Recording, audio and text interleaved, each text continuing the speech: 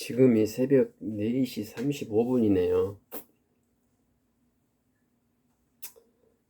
모처럼 어머님께서 너무나 잘 주무시기에 제가 이렇게 시간이 좀 있어서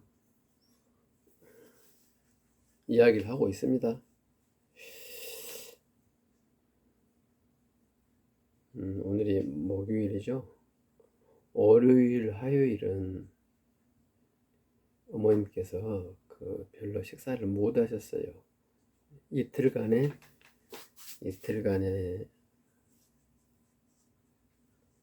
한 공기도 못 드셨어요. 이틀간 총 먹은 6끼 먹은 식사량이 한 공기를 못 드셨으니까 거진 굶었다고 봐야겠죠.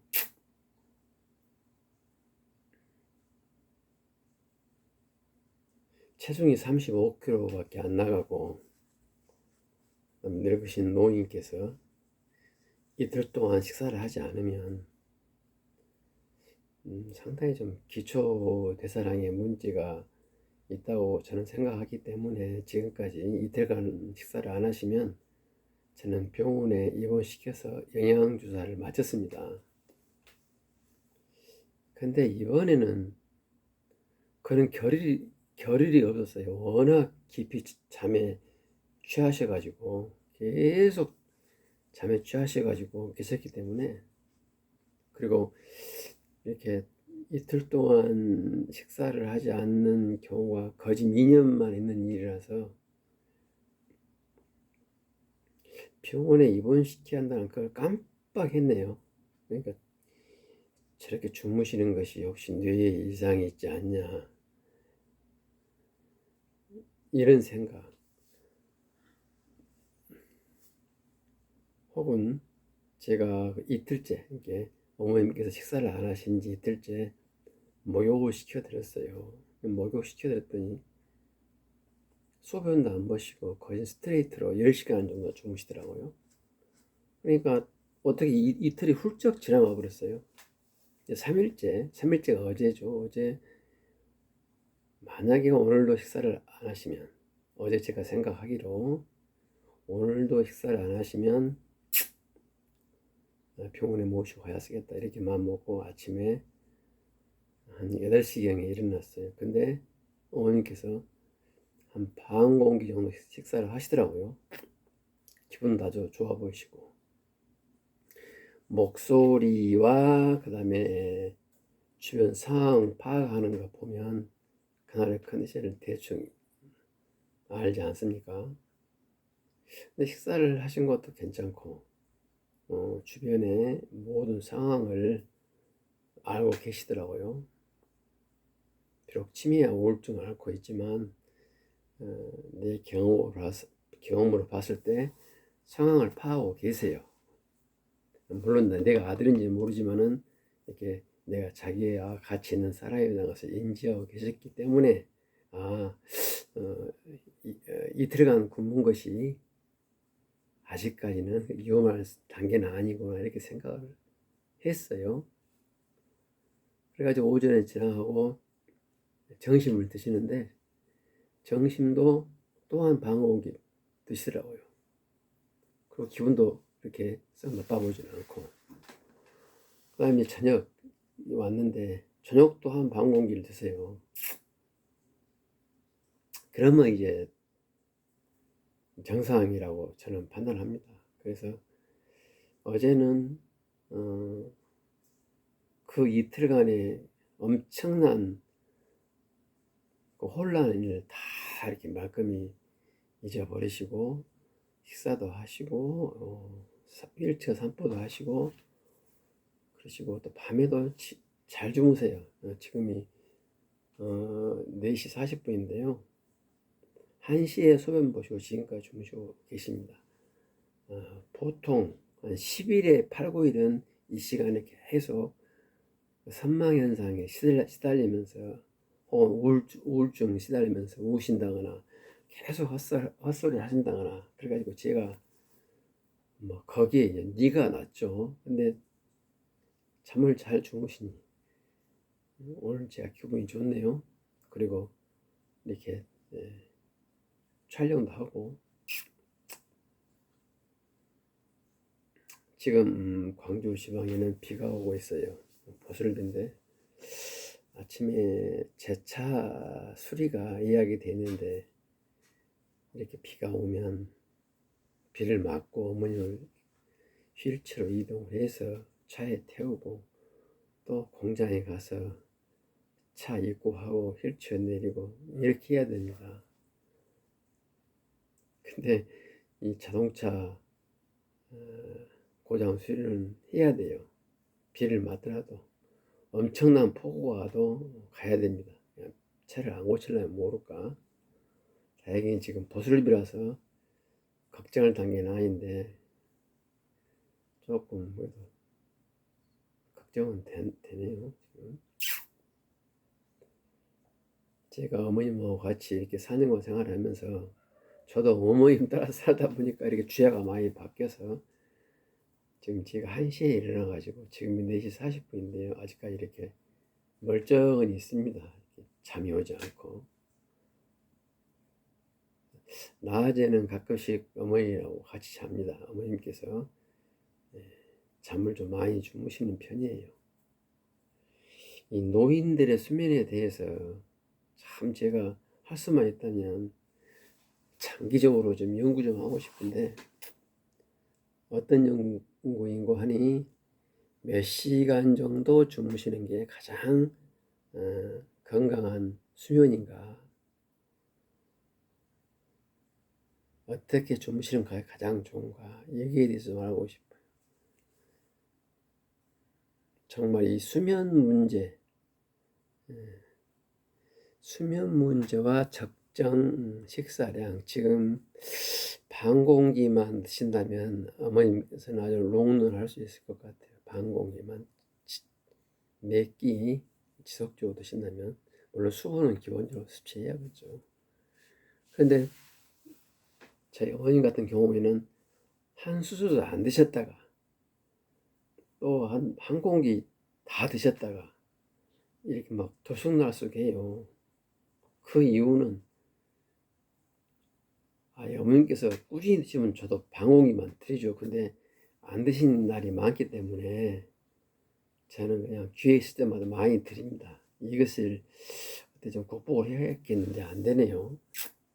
그래서 어제도 반 공기만 드렸어요. 조금 더 제가 좀 고생하면 몇 수저 더 드릴 수도 있지만 반 공기만 드렸어요.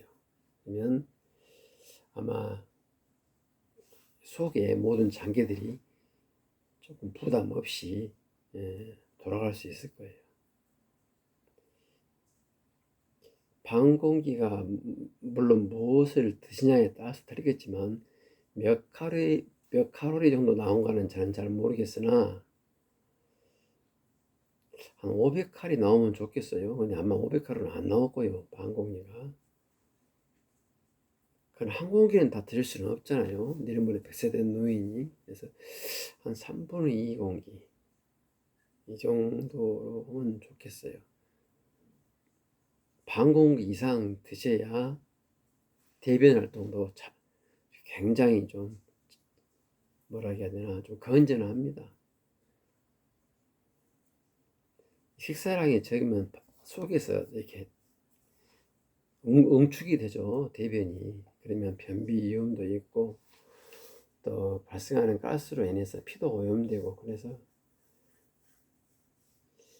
주기적으로 오전이나 어떤 특정 시점에 배변 활동하는 것이 좋을 듯 싶어요. 그렇다면 식사량이 반 공기 이상, 3분의 2 정도 돼야 되지 않겠냐, 이렇게 생각이 됩니다. 이건 아마 제 말이 맞을 거예요. 하여튼 오늘은 기분이 좋습니다. 지금 잘 주무시고 오늘 식사를 잘 하셔서 어찌 보면 먹고 자고 하는 노인들의 삶에 어떤 의미를 부여하는가, 이렇게 좀 혼란스러울 때도 있어요. 나이 100세가 다 돼서 어떠한 내부 감정 표현도 못하고 자식이 주는 밥을 먹고 또 시간 나면 자고 또 밥 먹고 자고 이런 반복된 삶이 당사자 어머님 본인에게 어떤 의미가 있는가, 또 그것을 옆에서 이렇게 요양하는 자식들은 또 그 인생이나 가족에 어떤 의미가 있는가, 어떤 가치를 부여해야 되는가, 이런 것에 대해서 많이 사실 이렇게 이야기거리가 있죠. 이야기거리가. 꼭 이렇게 생산이라는 게 어디 가서 지적이나 육체적 노동을 해서 돈을 벌어오는 것이 생산인가, 혹은 지금 저처럼 부모님이나 자식 등 가족의 장애 부분을 요양하는 것도 그 당사자 본인이나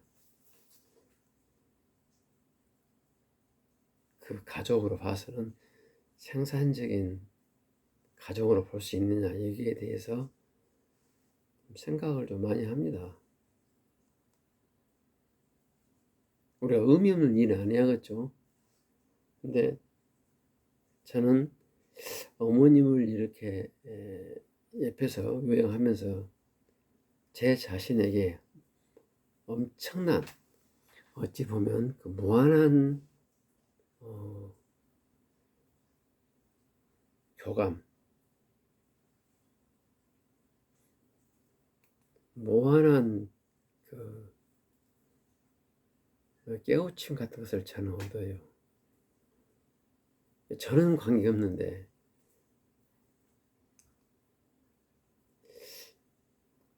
제가 어머님 입장에서 봤을 때, 내가 나이 먹어가지고 저렇게 먹고 자고 먹고 주고 하는 게 나에게 의미가 있나, 이런 생각을 했을 때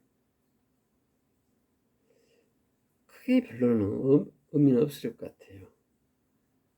그러나 제가 100세 다 돼서 저의 생명 연장이 내 자식들의 의미가 있다면 그보다 더 큰 의미가 어디 있겠습니까?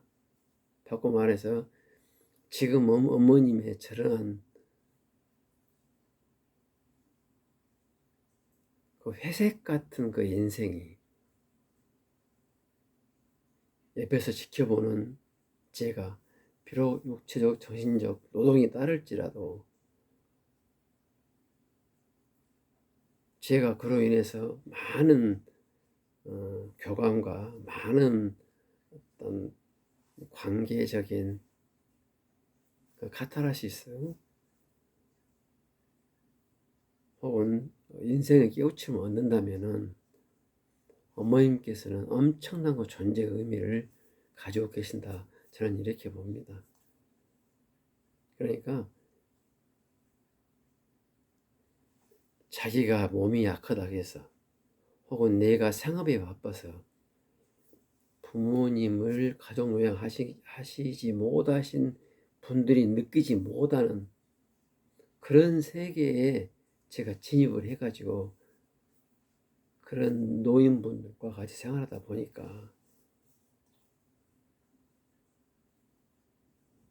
마치 공기도 없고 척박한 화성 표면을 걸으면서도 주변에 모든 꽃과 과일들이 널려있는 것 같은 그런 쾌감을 제가 받아요.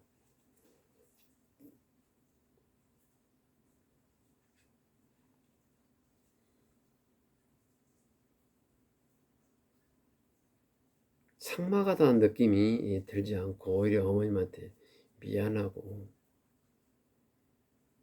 항상 죄스러운 마음으로 매 순간을 임하고 있습니다. 저도 인간인지라 어머님께서 식사도 안 하시고 계속 울고만 계시고 잠도 못 자면서 선망 현상에 근거해서 2차, 3차, 4차적인 제2, 제3의 그 액션이 나올 때는 정말 저도 피곤합니다. 사실 무지무지하게 피곤해요.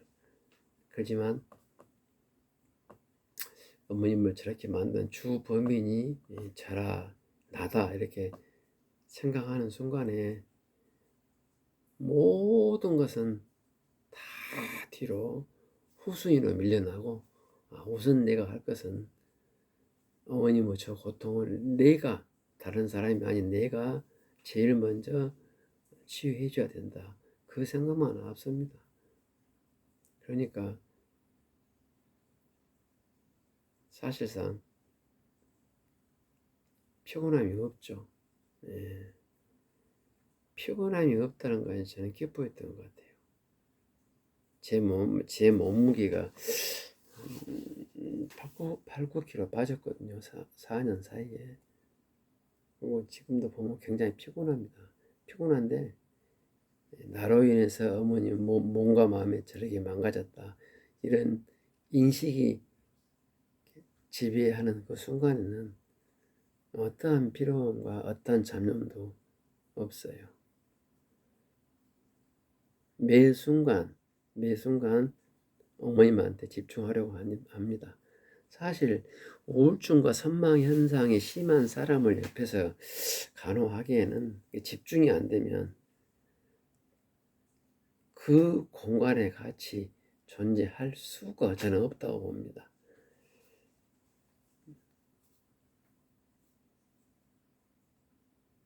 그 영의 어떤 특정한 혼령에 쌓여서 계속 헛소리를 하신 분들과 같이 대화를 해야 되거든요.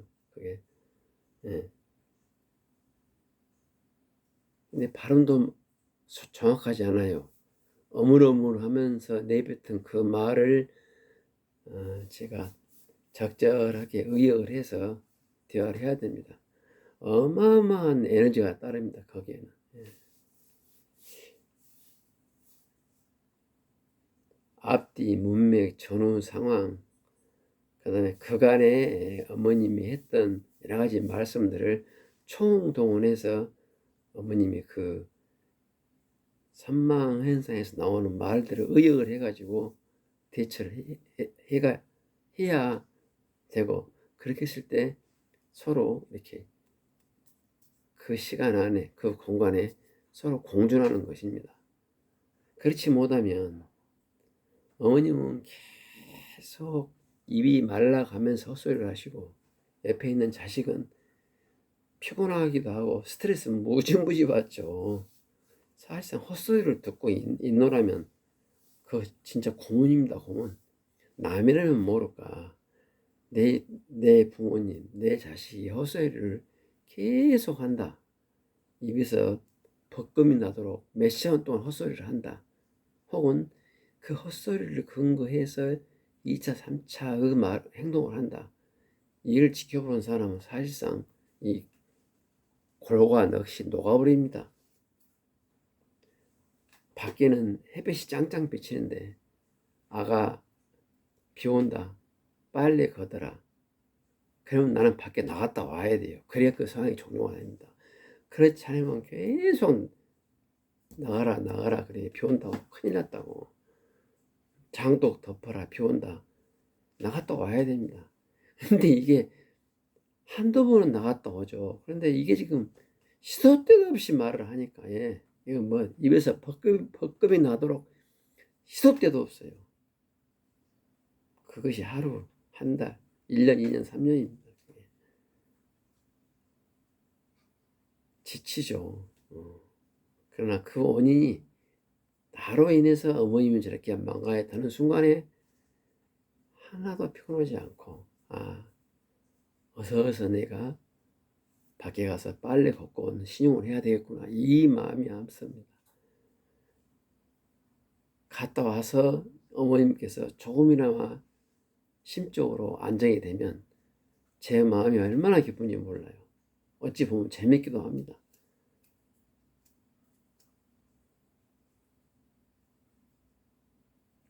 우울증과 선망 현상이 너무나 무섭더라고요.